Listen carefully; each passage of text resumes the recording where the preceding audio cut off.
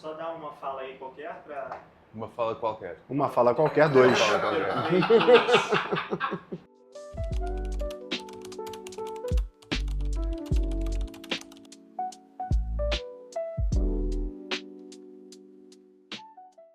Salve pessoal, hoje eu estou aqui acompanhado pelo Zé Luiz, enólogo da Herdade do Esporão. Obrigado por ter vindo, Obrigado, Zé. mano.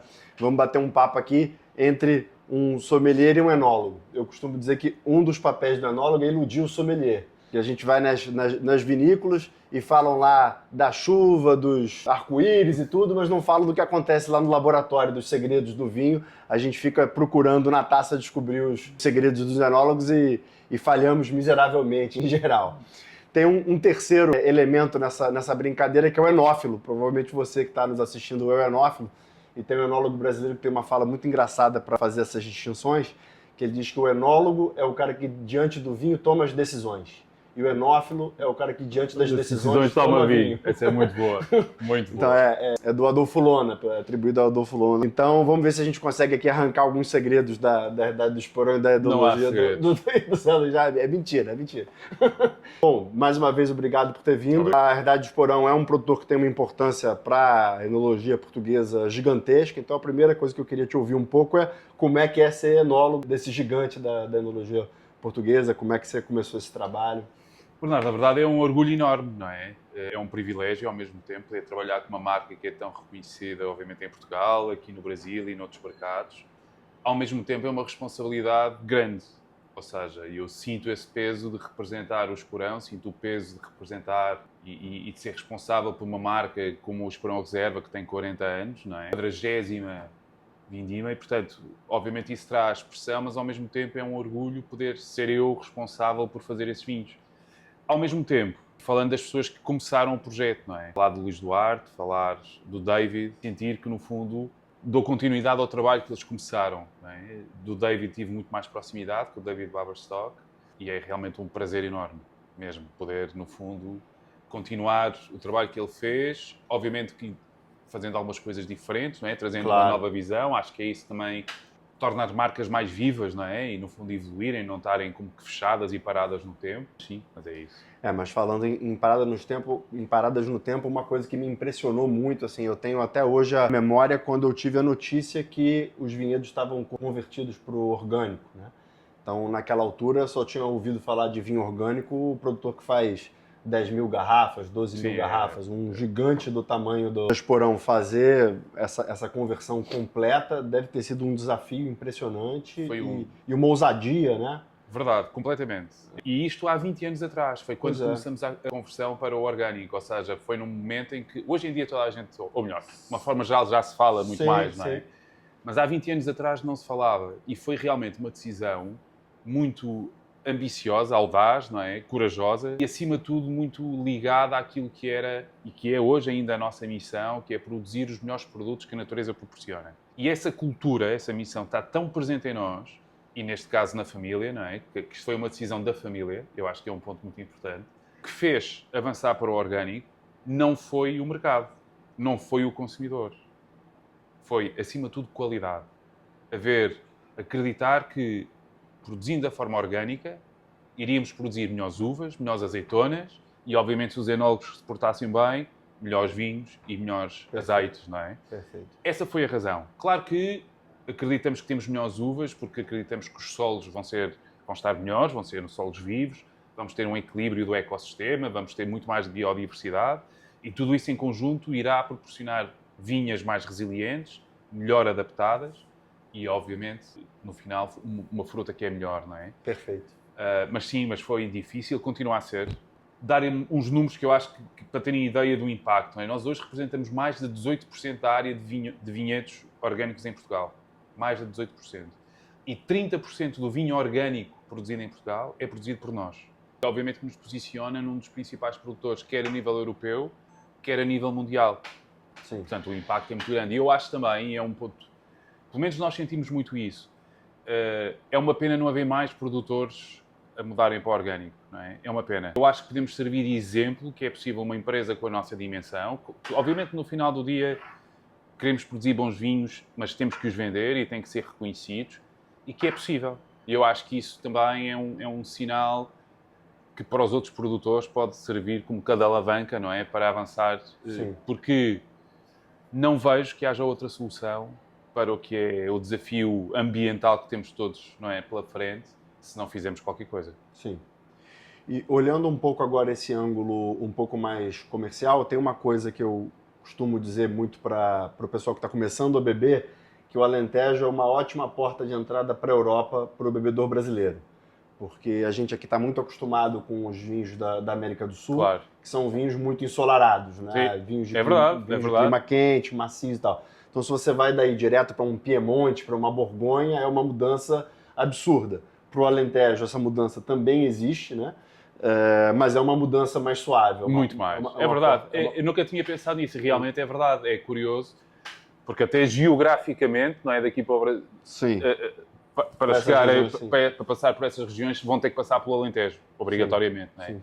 E eu acho que realmente o Alentejo pode ser visto como uma boa porta de entrada para o que são os vinhos do velho mundo, não é? Porque o Alentejo realmente tem características, eu diria até que se podem encontrar no Novo Mundo, regiões mais quentes, mais secas, não é? E até o perfil dos vinhos, com castas internacionais, com um perfil, muitas vezes, com barrica americana, não é? Portanto, realmente um perfil mais Novo Mundo e que pode servir para esta ligação ao velho mundo. É muito curioso isso. Um dos primeiros vinhos que eu vi portugueses, monocastas, de uma casta não portuguesa, que eu me lembro assim de ter visto, foi o Syrah da Porão. Na época tinha um... Então, nós tínhamos, e eu acho que os primeiros eram uma série que era muito engraçado, porque eram em garrafas de 500 ml, que tinha Syrah, é verdade, tinha Cabernet Sauvignon, e eu acho que era de 94. A primeira safra é 94. Eu não tenho a certeza, mas acho que é. E a Syrah está presente nos cortes até hoje, não é? Está da mesma forma que desde o primeiro corte do Esperão Reserva, 85, que tinha Cabernet Sauvignon, se mantém. Portanto, sim, eu diria que Cabernet Sauvignon é uma casta que está presente na herdade desde os anos 80. O Syrah eu não tenho a certeza absoluta de que ano é que foi plantado, mas foi também logo no início. Sim. E é uma casta que está super adaptada, realmente. Sim. E está presente no Esperão Reserva, está presente nos varietais. Perfeito. Sim. E falando em vinho ensolarado, o desafio de fazer vinho num clima como o Alentejo é preservar a acidez, né?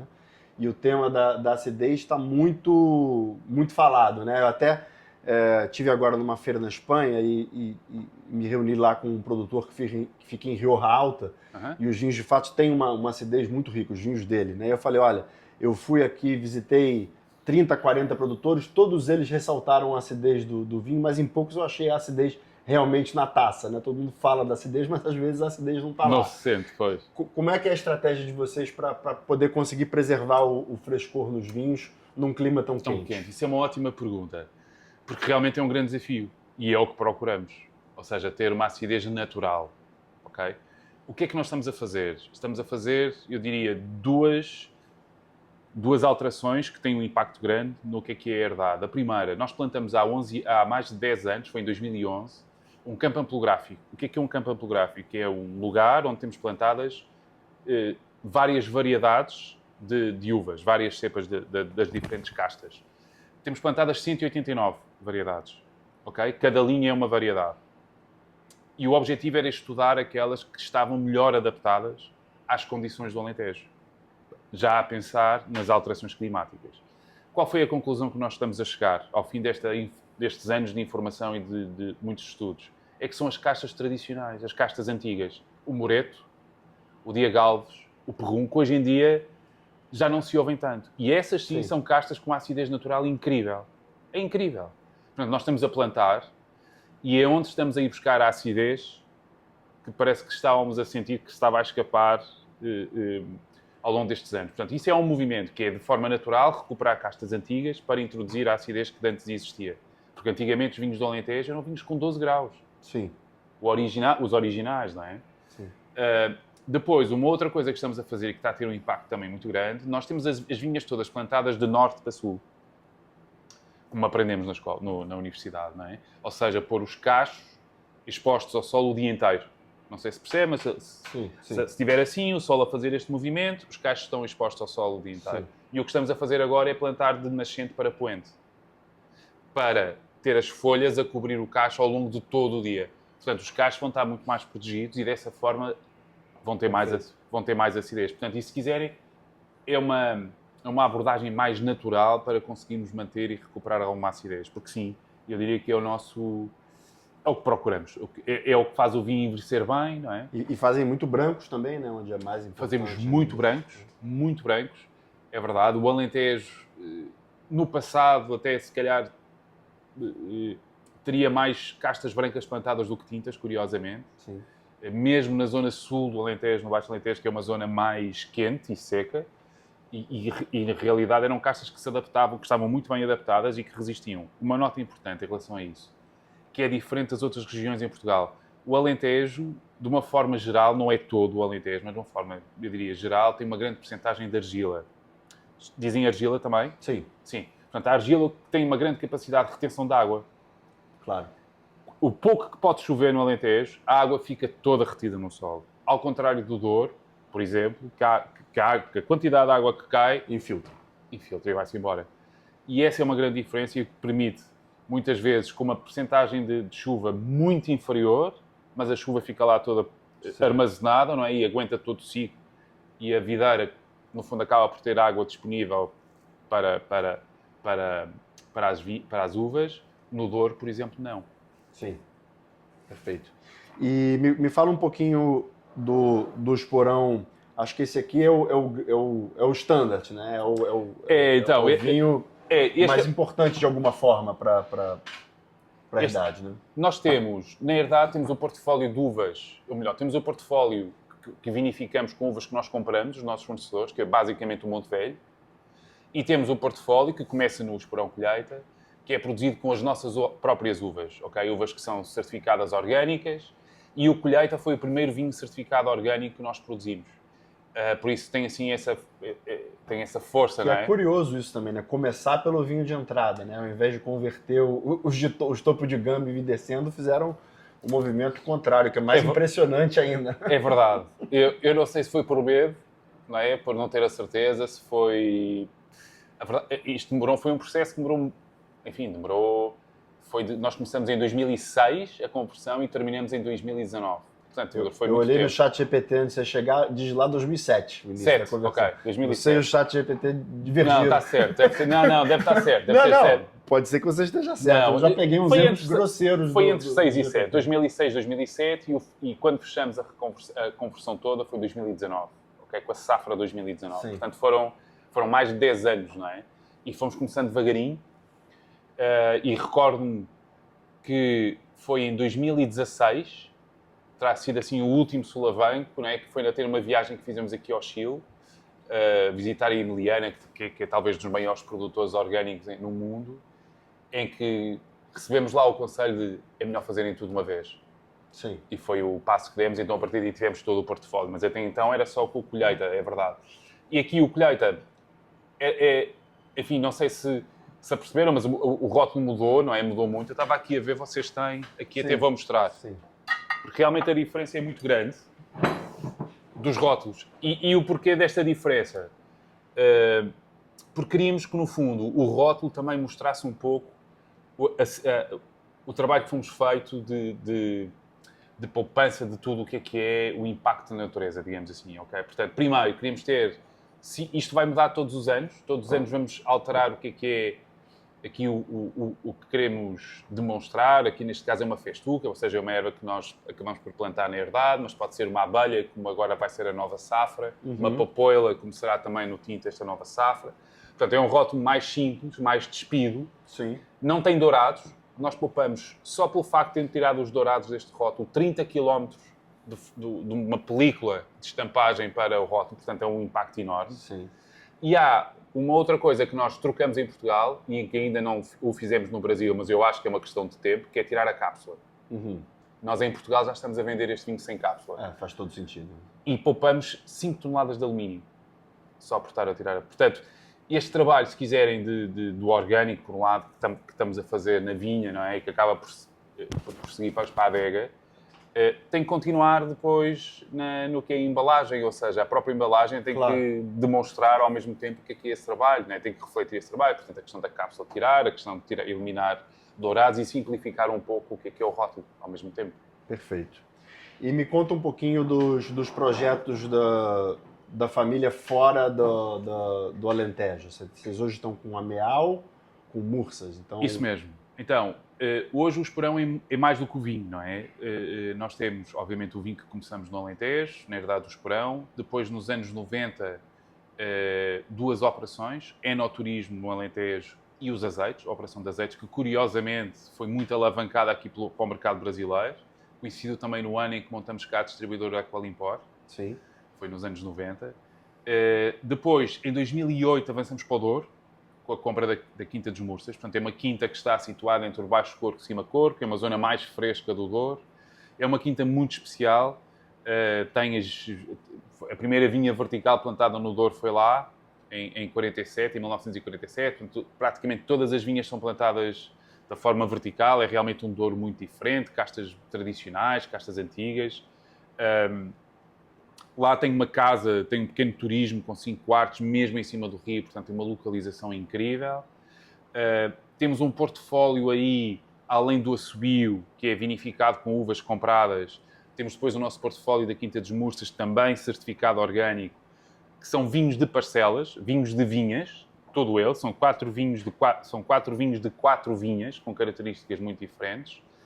E depois, mais tarde, a Quinta do Amial, 2019, foi quando a compramos, à família Araújo, que era uma marca já muito reconhecida cá no Brasil. Eu visitei essa quinta antes de vocês comprarem. Fui recebido lá pelo Henrique e fiz uma visita muito bacana lá. Ganhei de presente o loureiro de sobremesa.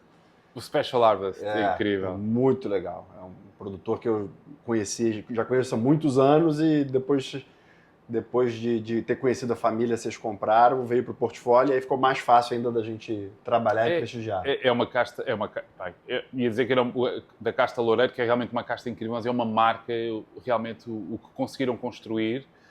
Eu diria que foi assim dos primeiros grandes vinhos premium, não é? Deliberadamente, isto é, com vontade de ser um vinho premium que foi pensado na região dos vinhos verdes, um perfil muito diferente daquilo que era o tradicional vinho verde também. Acreditar que o Loureiro, e fazendo vinhos 100% Loureiro, que eram vinhos com uma grande capacidade de evolução.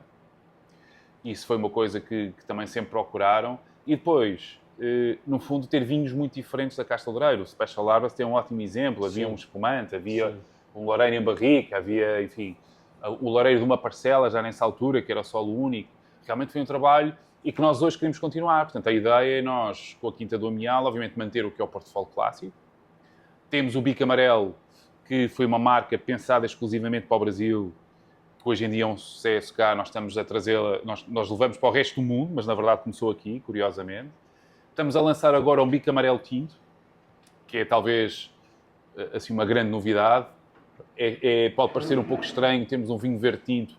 Não tenho ideia que haja muito tradição do vinho verde tinto cá no Brasil. Sim. Não acredito. Mas para esse movimento das pessoas querendo mostrar acidez, é um terroir que... Era isso. Ali o desafio é o oposto. Né? É o oposto. Era isso que eu ia dizer. É o sítio certo, não é? Para quem está à procura, não é? Eu costumo brincar a dizer que o vinho verde, a região do vinho verde é a terra prometida. Porque realmente parece que naturalmente tem lá as condições todas para fazer aquilo que nós tanto queremos, a questão da acidez, vinhos mais ligeiros, mais leves, não é? E é exatamente isso. E o Bico Amarelo Tinto, no fundo, dá um pouco de resposta a isso. Mas mantemos o portfólio depois clássico da Quinta do Amial e temos vinhos, como vamos voltar a ter, vamos reeditar o Special Harvest, vamos reeditar os espumantes, portanto a ideia é no fundo revitalizar um pouco o que é que a família começou por fazer, sem dúvida, não é? Que foi um grande trabalho e a marca, e trazer o reconhecimento à marca. Boa. Agora, explorando um pouco essa ideia do encontro do sommelier com o enólogo, vou sair um pouco dos vinhos da família e queria te fazer umas perguntas também sobre o vinho de forma geral, né? Para tentar responder os tais mistérios. Tem uma coisa que me intriga muito, que é a questão da longevidade dos vinhos. Né? Quer dizer, o que a gente aprende como sommelier? Que os grandes conservantes do vinho são justamente a acidez de novo e a alcoolicidade. Só que vinhos simples também têm acidez e alcoolicidade e não envelhecem. Né?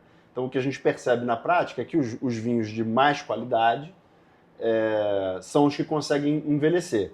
Essa qualidade superior a gente percebe na taça provando E percebe no famoso canto direito da carta de vinhos, né? Nos preços.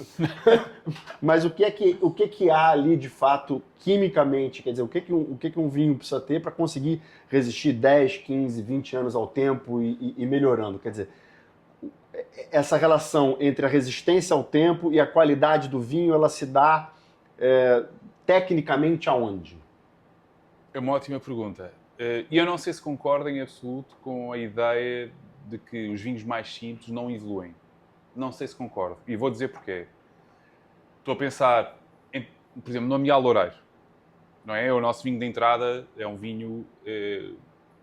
sim, é o nosso vinho de entrada do Amial. E eu diria, do nosso portfólio do Amial, é talvez aquele que vai mais longe. E o que é que o vinho tem assim de especial? É um vinho com uma acidez realmente acima da média. Sim. Tem uma acidez acima da média. É um vinho que, de certa forma, realmente, e talvez por isso, não é? Pela questão da acidez, tem um tanino no final. É estranho estar a falar num vinho branco, estar a falar de tanino, eu sei, mas no processo de vinificação é feito um contacto com a película, com o engaço também na prensa. Há ali alguma extração que eu acho que vai conferir também alguma longevidade ao vinho. Perfeito. É um vinho... Isto falando no Loureiro, estou a pensar agora noutro exemplo, por exemplo, o Monte Velho. Não sei se já provaram um Monte Velho com 10 anos ou 20 anos. Não. Não. Mas ele evolui. E evolui bem. Claro, não chega...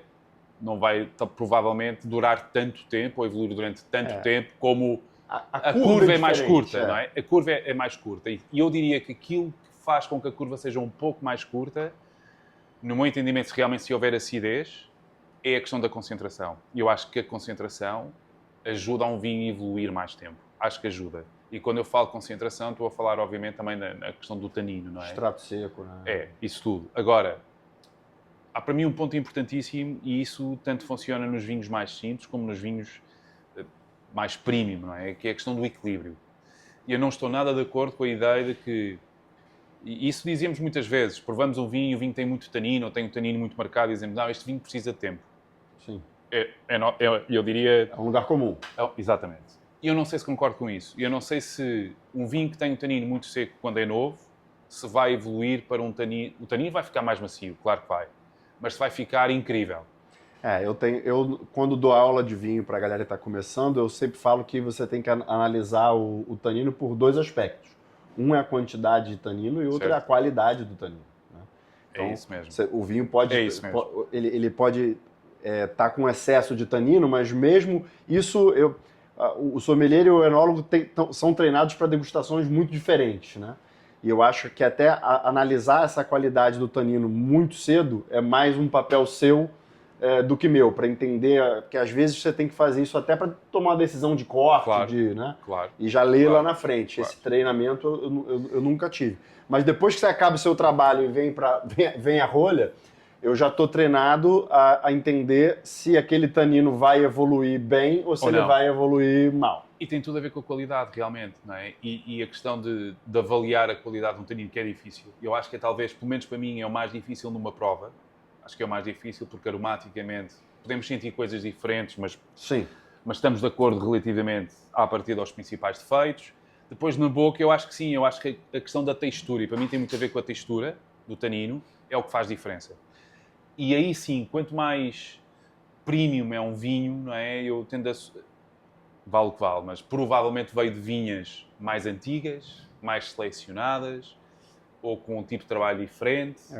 Uma poda mais rigorosa, com produção menor. Uma produção menor, muito provavelmente. E aí, onde eu sinto que estamos mais a interferir, e estou a pensar, por exemplo, nas vinhas velhas do Douro, não é? Nas vinhas velhas que temos no Alentejo, é a textura do tanino, é a qualidade do tanino.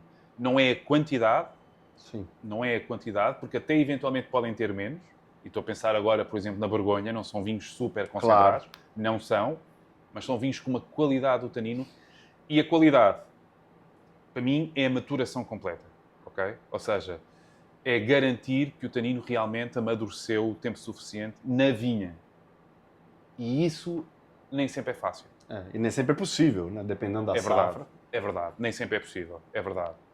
Ultimamente é mais difícil, com as alterações climáticas, com os fenómenos extremos, ou seja, com calor, ondas de calor, bloqueiam a planta e a planta bloqueada não vai permitir com que o tanino evolua, Sim. continue a amadurecer, não é? Portanto, aí, e esse tipo de taninos mais verdes, como nós chamamos, são dificilmente mais domados, não é? Fazendo aqui uma tradução, o bloqueio, a planta está tão quente que ela fica igual um jacaré ali na beira do rio, né? Hibernando e sem se movimentar. E aí o tempo passa e o tanino não amadurece. Bom, Luiz, te agradecer mais uma vez a visita, foi um prazer conversar contigo. Mais tarde vamos tomar um copo juntos, vai ser outro prazer. Obrigado mais uma vez por ter vindo. Obrigado. E vos espero em Portugal. A Opa, todos. vamos lá. Obrigado. Tchau, pessoal.